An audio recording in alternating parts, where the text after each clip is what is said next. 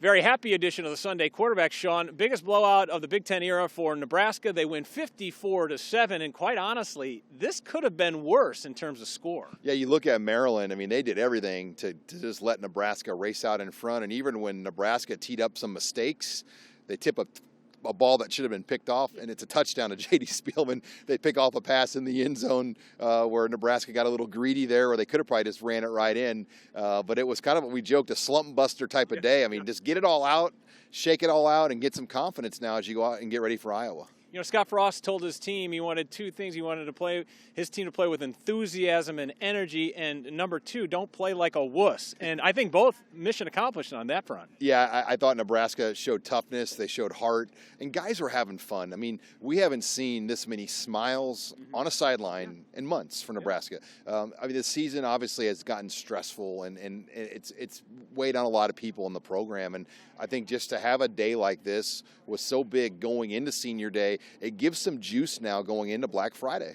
And kudos to Dedrick Mills and J.D. Spielman. They were sick midweek. They didn't even know if they were going to play, and both guys gutted it out and had some fantastic first-half performances. Yeah, Dedrick Mills, had to leave in the second quarter to go back to the locker room to get more fluid in him, I believe. And, all week he was sick. The flu has been going around.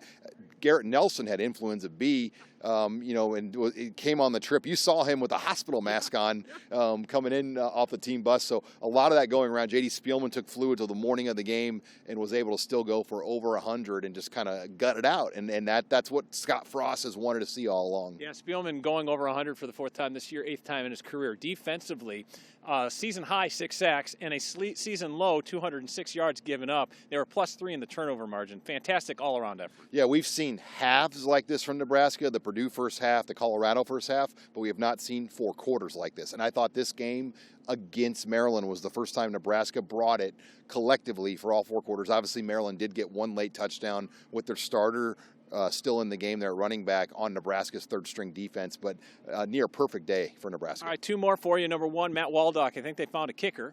Yeah, I'll be surprised if he's not the guy. I mean, he showed me enough, and to go 3 for 3 fresh off the club soccer team, and the ball got off the ground. Yep. It wasn't like these were little missiles. I mean, he was getting it off the ground. That might be the guy. Yeah, conditions less than ideal here in College Park. And finally, what does this do to set up just a wing dinger on Friday? I mean, Black Friday with bowl eligibility on the line, this is going to add another chapter into that growing rivalry. I mean, it just makes Thanksgiving in Nebraska a lot more interesting when we're all back home on Thursday eating our turkey. I mean, there's going to be a little juice going in this game. I think people are going to be excited now.